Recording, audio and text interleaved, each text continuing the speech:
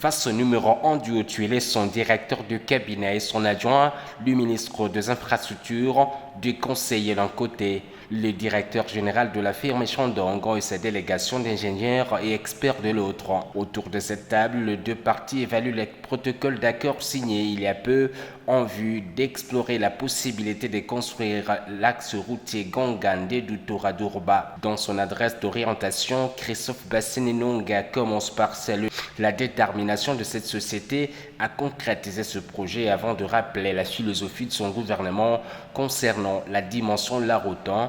32 mètres dont 12 pour la chaussée et 10 de part et d'autre. Message manifestement capté par Yang Jung, le numéro 1 de Shandong, qui rassure son interlocuteur de sa disponibilité pour accompagner l'élan de développement amorcé par ce dernier. Sans transition, les deux délégations se rendent ici à Ganga, situé à 85 km d'Isiro, en vue de permettre aux potentiels investisseurs de confronter ces données satellitaires avec celles du terrain, préalable à tout engagement conformément aux instructions du gouverneur. C'est un tronçon qui est inscrit dans le cadre du gouvernement provincial pour que ça puisse nous permettre de concrétiser les corridors orientaux que le gouverneur de province honorable Christophe Bassian voudrait que ça puisse se réaliser. Un travail qui pourra être facilité avec la base de données du gouvernement provincial.